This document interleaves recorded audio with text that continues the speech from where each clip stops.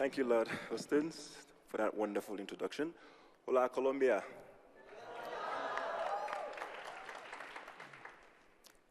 8 years ago, the streets of the capital of Guinea-Conakry were soaked with the blood from a mass murder. I was there. So let me tell you what happened that terrible day. A military junta had staged a coup d'etat, and a massive protest was planned at the National Stadium. The future of the country was in jeopardy.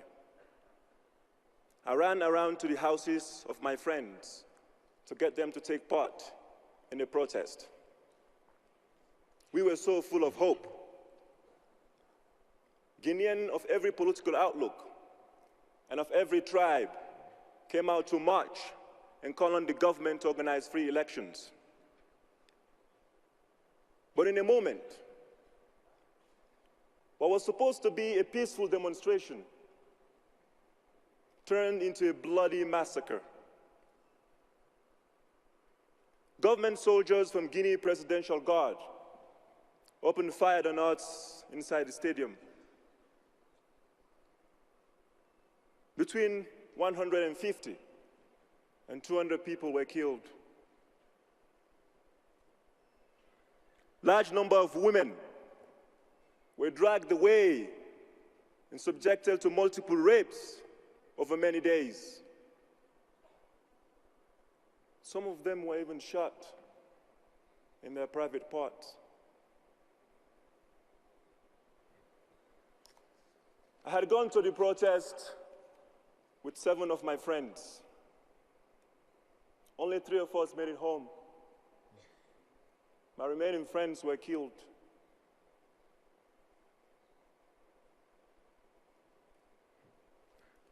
I sat hid in a trench from the soldiers. A child was gunned down in front of my eyes.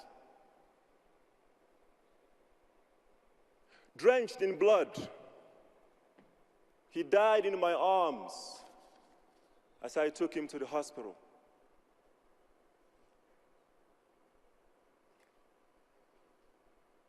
That night, all I could think of was that innocent child killed by the same people who were supposed to protect him. That night, I felt the presence of my friends. If only I had not encouraged them to go out. If only I had not encouraged them to go out and stand up for what is right, they would have still been alive with me today.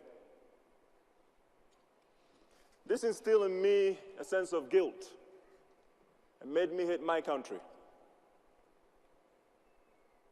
See, when I was a child in a neighboring country of Sierra Leone, I experienced war and conflict there too. My school was burned down by rebels. My family was forced to seek shelter in a tent in the mountains. Children I went to school with were forced to be child soldiers and kill people with AK-47s.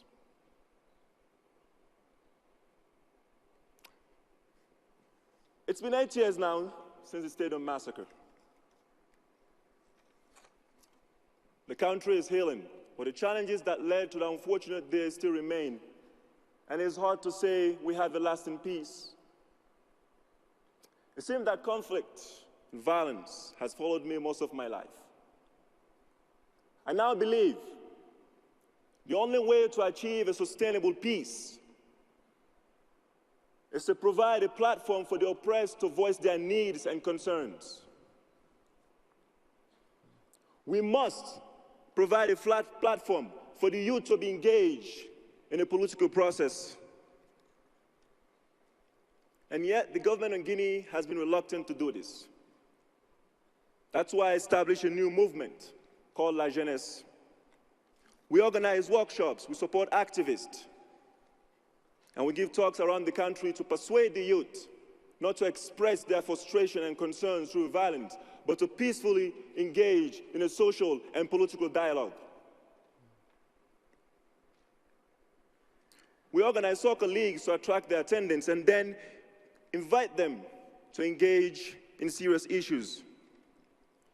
We've established 3 centers across the country to train young Guineans to be champions of peace and leaders in their communities.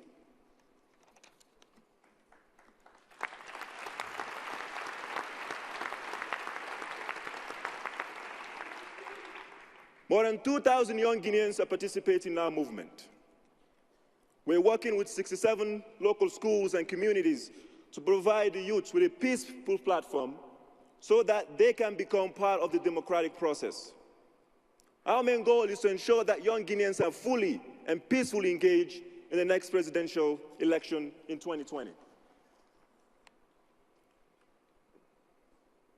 To those who say we are too young to be part of a peaceful solution, my word to you is this: if we're not too young to be soldiers or too young to be victims of conflict, we're not too young to be part of a peaceful solution.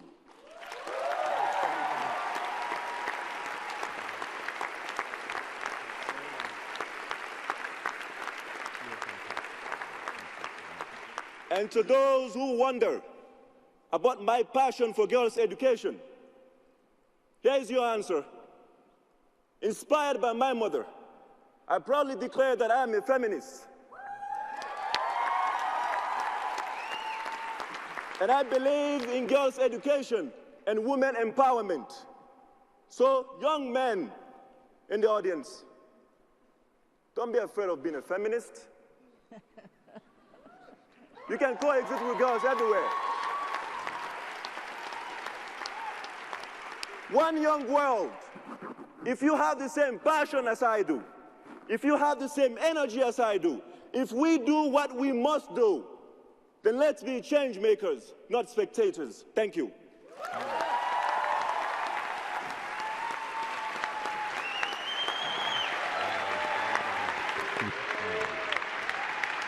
Good.